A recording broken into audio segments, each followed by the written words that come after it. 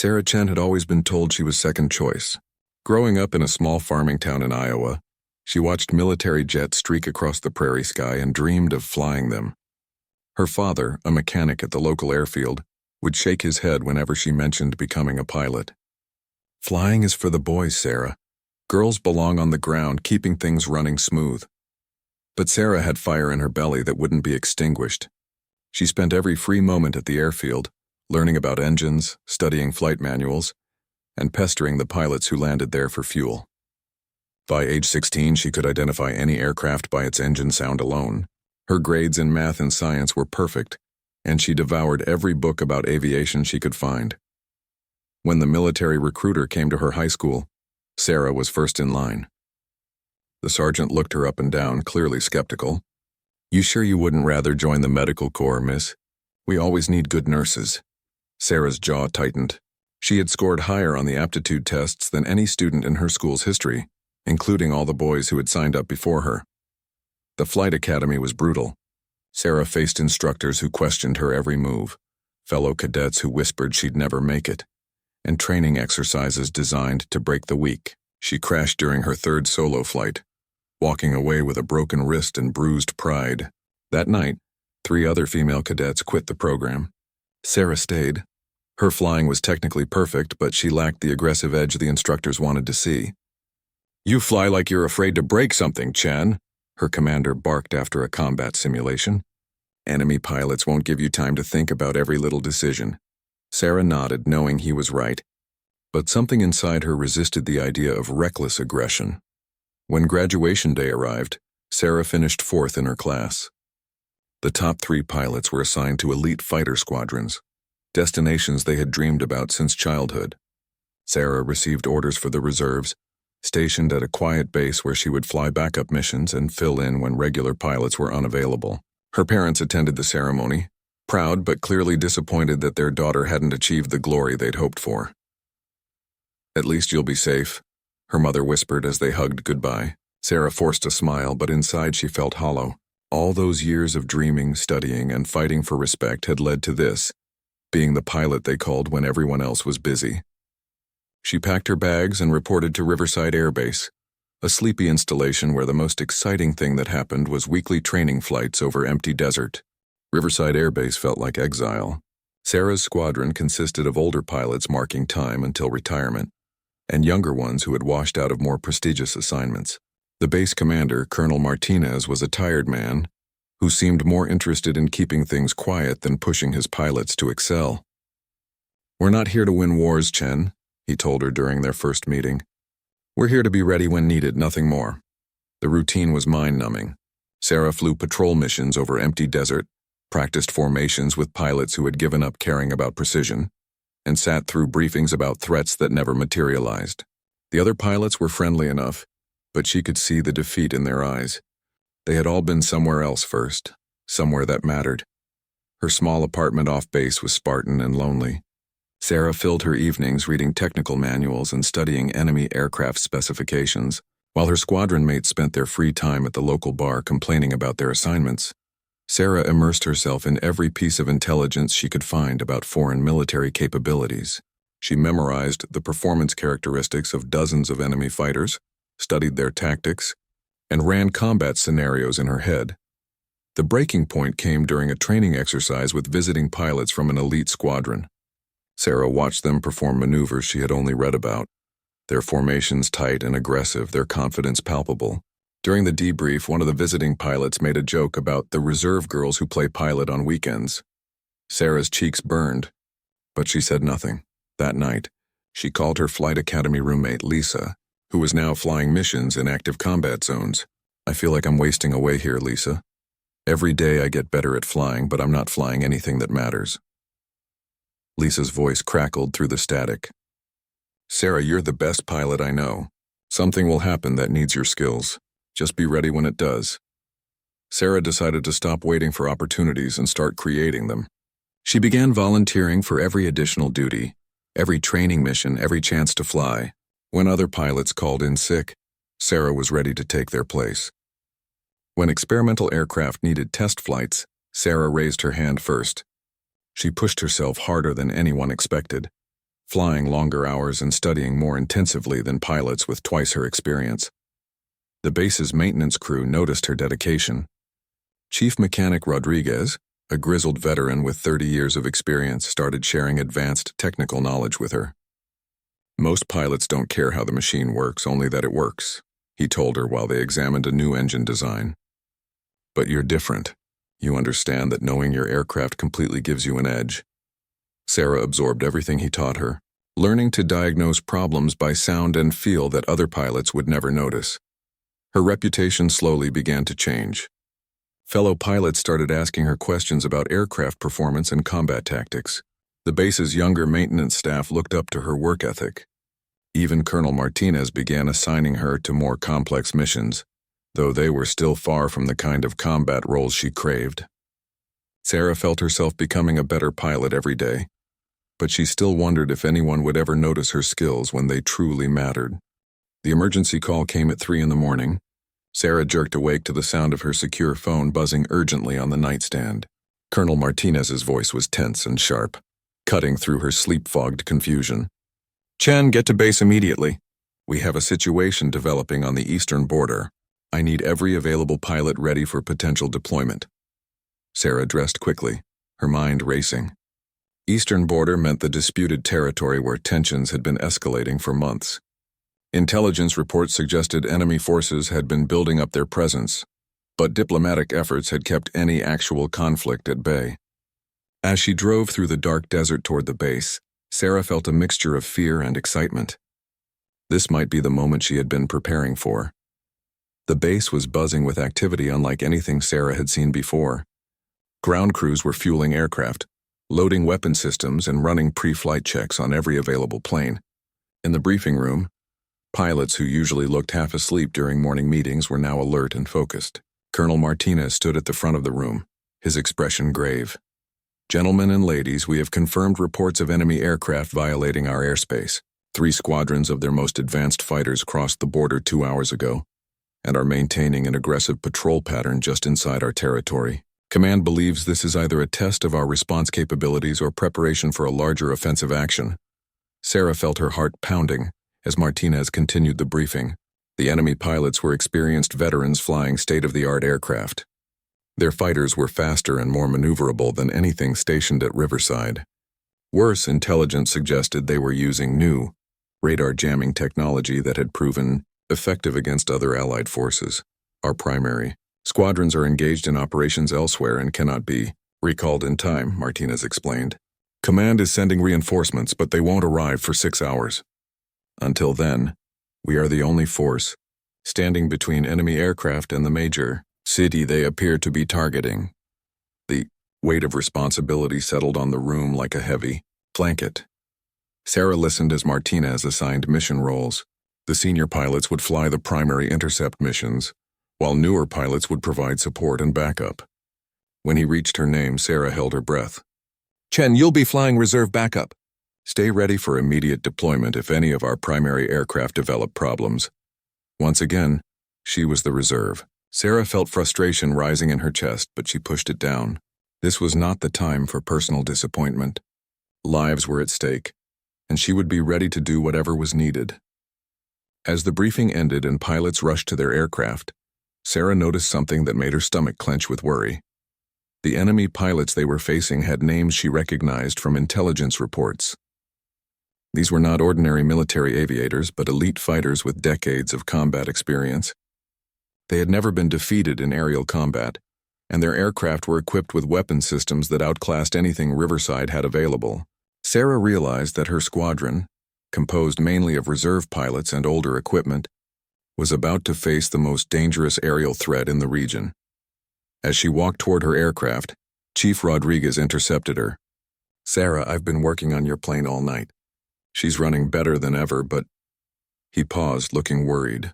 "Those enemy pilots out there, they're not regular military. Intelligence thinks they might be mercenaries, the kind who shoot first and don't bother with warning shots." Sarah nodded grimly, understanding the implication. This would not be a standard intercept mission with rules of engagement and diplomatic protocols. This was going to be a real fight. The first wave of Riverside pilots launched at dawn. their aircraft disappearing into the rising sun as they headed toward the border. Sarah sat in her cockpit, engines running, listening to radio chatter as her squadron mates engaged the enemy. The initial reports were optimistic but cautious. Contact established with enemy formation. Beginning intercept procedures. Then everything went wrong. Within minutes, the calm professionalism in the radio communications dissolved into urgent warnings and calls for backup. Mayday, mayday. We're taking heavy fire! These guys are not following standard engagement protocols. Sarah gripped her controls tighter as she heard the panic creeping into her fellow pilots' voices. Base, this is Thunderlead. We've lost 2 aircraft already. Enemy pilots are using tactics we've never seen before. They're jamming our radar and communications. Request immediate reinforcement. Colonel Martinez's voice crackled through the radio, authorizing the second wave of pilots to launch immediately. Sarah watched as more of her squadron mates took off, their faces grim behind their helmet visors. She remained on standby, engines idling, feeling helpless as the battle raged beyond the horizon. Through her headset, she could hear fragments of desperate communication. The enemy pilots were not just skilled. They were ruthless, aggressive, and apparently unconcerned with any rules of warfare. Thunder 7 is down. Repeat, Thunder 7 is down. Pilot ejected, but enemy fighters are circling the area. The report sent ice through Sarah's veins. Attacking ejected pilots was a war crime, but these enemy aviators seemed to operate by their own rules. An hour passed. Then 2. The radio chatter became increasingly desperate as more Riverside aircraft were damaged or destroyed. Sarah could hear the strain in Colonel Martinez's voice as he coordinated rescue operations and tried to maintain some semblance of organized resistance against an enemy that seemed to anticipate every move. Base, this is Thunderlead. We need to fall back and regroup. We're outgunned and outmaneuvered. These pilots are not normal military. They're flying like they have nothing to lose. The admission of defeat was devastating to hear. These were experienced pilots, men Sarah had trained with and respected, and they were being systematically destroyed by an enemy force that fought with terrifying efficiency. Then came the call Sarah had been both dreading and hoping for. Chen, you're cleared for immediate launch. We need every available aircraft in the air now. The enemy is pushing toward the city, and we don't have enough pilots left to stop them. Colonel Martinez's voice was tight with barely controlled desperation. Sarah advanced her throttles and felt her aircraft respond with smooth power. As she lifted off from Riverside's runway, she could see smoke columns rising from the desert, where her squadron mates had gone down. The enemy had turned what should have been a routine intercept mission into a massacre, and now she was flying directly into the teeth of their formation. Her radar screen showed a confusing picture. Enemy aircraft were spread across a wide area, some engaging her remaining squadron mates while others pushed steadily toward populated areas. The jamming was severe, making it difficult to get clear target identification or coordinate with other friendly aircraft. For the first time in her military career, Sarah was flying into real combat, facing an enemy that had already proved they could destroy experienced pilots with ease. As she climbed toward the engagement area, she thought about all those hours of study, all the technical manuals she had memorized, all the scenarios she had run through in her mind. Now she would discover if any of that preparation mattered when facing killers in the sky. Sarah's first sight of the enemy formation made her understand why her squadron mates had sounded so panicked. The enemy pilots flew in a fluid, organic pattern that seemed to shift and flow like a living thing. Their aircraft moved with a precision and coordination that spoke of countless hours of training together. These were not individual pilots flying separate missions, but a unified weapon system operating as one deadly entity. Her radio crackled with a transmission from Thunderlead, one of the few surviving senior pilots. Chen, stay back and observe. These guys are picking us apart. They seem to know our tactics better than we do. But even as he spoke, Sarah watched his aircraft disappear in a ball of fire as 2 enemy fighters converged on him from different angles. Now she was alone. The enemy formation turned toward her, and Sarah realized she was facing 5 of their most advanced fighters with no backup and no support. Her training told her to retreat, to fall back and wait for reinforcements that might never come. But below her, she could see the city where hundreds of thousands of innocent people were going about their morning routines, unaware that death was approaching from the sky. Sarah made a decision that went against everything she had been taught about air combat. Instead of engaging the enemy formation directly, she began flying in an erratic, seemingly random pattern that confused their targeting systems. She had studied their aircraft specifications so thoroughly that she knew their radar had difficulty tracking targets that moved unpredictably at certain speeds and altitudes. The enemy pilots responded with amused confidence, clearly expecting an easy victory over a single remaining opponent.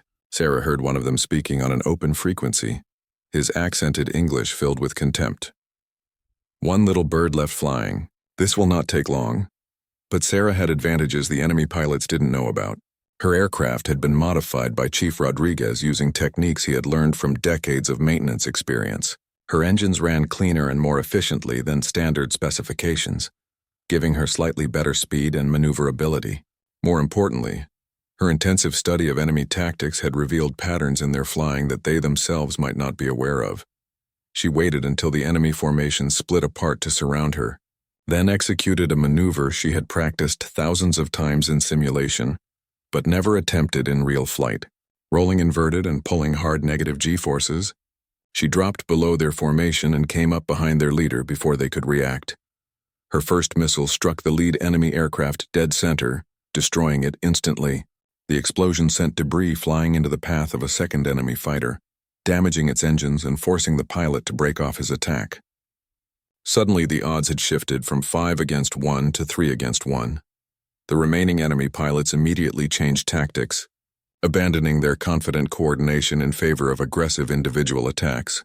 They had been caught off guard by Sarah's unconventional approach, and their response revealed something crucial. They were used to fighting opponents who played by the same rules they did. Sarah didn't play by those rules. She had studied these pilots so intensively that she could predict their next moves before they made them. When they separated to attack her from multiple angles, she was already climbing to an altitude where their weapon systems were less effective.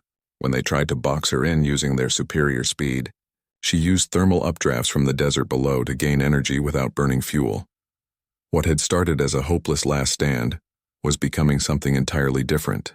For the first time since the engagement began, the enemy pilots sounded uncertain on their radio communications. They were speaking rapidly in their own language, but Sarah could hear confusion and growing concern in their voices. She had become something they had never encountered before, a reserve pilot who refused to be intimidated by their reputation, who had turned years of careful study into deadly tactical advantages, and who was fighting with the desperation of someone protecting everything she cared about.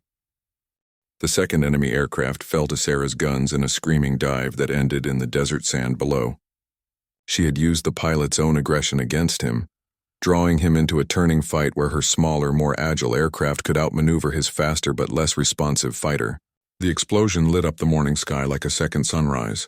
Now it was 2 against 1, but something fundamental had changed in the dynamic of the battle. The remaining enemy pilots were no longer hunting her with casual confidence. They were afraid. Sarah could hear it in their radio chatter, see it in the way they maintained greater distance and attacked with more caution. "Who is this pilot?" one of them demanded over the open frequency. "This is not possible. No reserve squadron has pilots with this skill level." Sarah smiled grimly inside her helmet. They were starting to understand that their intelligence about Riverside Air Base had been dangerously incomplete. The third enemy pilot made the mistake of trying to use his aircraft's superior speed to escape and reposition for a long-range missile shot. Sarah had anticipated this tactic from her study of their combat patterns. She cut him off at an angle that seemed impossible, arriving at his projected position seconds before he did and sending a heat-seeking missile straight into his engines. "Impossible," the last enemy pilot shouted over the radio. "You cannot fly like this." "What kind of pilot are you?" His voice was high with panic and disbelief. Sarah keyed her own microphone for the first time since the engagement began. "I'm just the reserve pilot," she said calmly, "but I've been studying you for a very long time." The final enemy aircraft was the most advanced in their formation, piloted by their squadron leader. Sarah could see immediately that this pilot was different from the others. His movements were more controlled, more calculating. He didn't panic or make desperate attacks. Instead, he began flying defensive patterns while apparently calling for reinforcements. But reinforcements were exactly what Sarah couldn't allow. If more enemy aircraft arrived, They would overwhelm her through sheer numbers, and the city below would be defenseless. She had to end this engagement now, while she still had the advantage of surprise and superior position. The final battle lasted 18 minutes of the most intense flying of Sarah's life. The enemy pilot was skilled enough to match her maneuver for maneuver, forcing her to use every technique she had learned and some she improvised on the spot. They climbed and dove through 20,000 feet of sky, pulling G-forces that pushed both aircraft to their structural limits. Sarah finally gained the decisive advantage by doing something no sane pilot would attempt. She shut down one of her engines deliberately, causing her aircraft to fly in an asymmetric pattern that the enemy pilot couldn't predict or counter. The gamble worked. In the 3 seconds it took him to realize what she had done and adjust his tactics, Sarah positioned herself for a perfect shot. Her final missile struck the enemy leader's aircraft just behind the cockpit. She watched his ejection seat fire, sending the pilot safely away from his destroyed fighter. As his parachute deployed, Sarah circled overhead to ensure he landed safely. Even in the heat of combat, she wouldn't abandon basic humanity. The engagement was over. 5 enemy aircraft destroyed, 1 pilot captured, and the threat to the city eliminated. Sarah's fuel gauges showed she had perhaps 10 minutes of flight time remaining. Her aircraft was damaged from the extreme maneuvers, and several warning lights indicated systems operating far beyond their design limits. But she had won. Against impossible odds, using nothing but skill, preparation, and determination, a reserve pilot from a forgotten airbase had defeated an elite enemy squadron that had never before suffered a defeat. As she turned toward home, Sarah heard Colonel Martinez's voice over the radio, filled with amazement and relief. "Chen, this is base control. We've been monitoring the engagement. I don't know how you did what you just did, but you've saved thousands of lives today. Come home, pilot. You've earned it." Sarah's landing at Riverside Air Base was unlike anything the facility had ever experienced. Ground crews who had watched the entire engagement on radar stood in stunned silence as her damaged aircraft touched down with smoke trailing from her engines. When she finally shut down and climbed out of her cockpit, the silence was broken by spontaneous applause from mechanics, pilots, and support staff who had witnessed the impossible. Colonel Martinez met her on the tarmac, his expression a mixture of pride, disbelief, and profound relief. "Chen, in 30 years of military service, I have never seen anything like what you just accomplished. Command is sending investigators to debrief you, but I want you to know that what you did today will be studied in military academies for decades." The news of Sarah's victory spread through military channels with unprecedented speed. The enemy squadron she had defeated was known throughout the region as the Ghost Riders, a mercenary unit that had never lost a single engagement in over 5 years of combat operations. Intelligence agencies had spent millions trying to develop tactics to counter their effectiveness, and a reserve pilot with standard equipment had eliminated them single-handedly. Within hours, Sarah found herself on a secure video call with generals and admirals she had only seen in military publications. They wanted to understand how a pilot they had never heard of had accomplished something their best tacticians considered impossible. Sarah explained her years of study, her analysis of enemy patterns, and her decision to fight unconventionally when conventional tactics had failed. "Major Chen," the commanding general said, using a rank Sarah didn't yet hold, "your promotion is effective immediately. Command wants you transferred to our elite tactical development unit within the week. Your insights into enemy combat patterns could revolutionize how we train our pilots."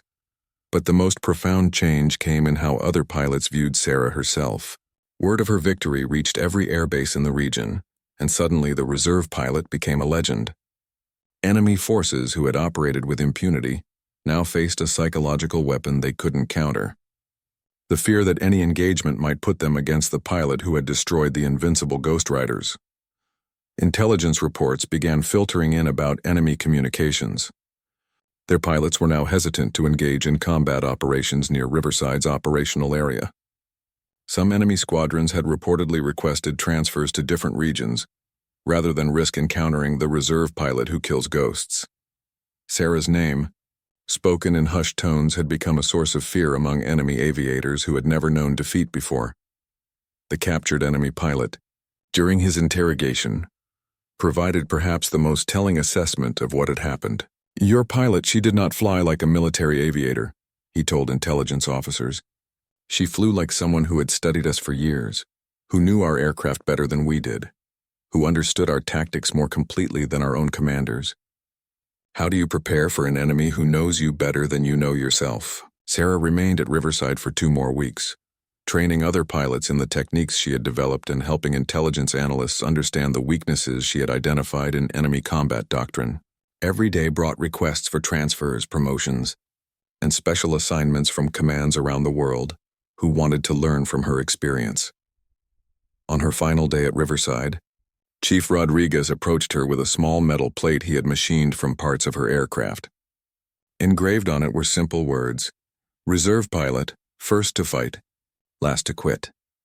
Sarah treasured the gift more than all the medals and commendations that would follow. Years later, when military historians wrote about the engagement that changed aerial combat doctrine throughout the world, they would struggle to explain how a single reserve pilot had achieved what seemed impossible, but those who knew Sarah understood the real lesson of her victory: that preparation, dedication, and the refusal to accept limitations could overcome any odds. The reserve pilot had become a legend not through luck or superior equipment, but through the simple decision to never stop learning, never stop preparing, and never stop believing that excellence could emerge from the most unexpected places. Her name would be whispered by enemy pilots for generations, a reminder that in warfare, as in life, it's not where you start that matters, but how far you're willing to go to protect what you believe in.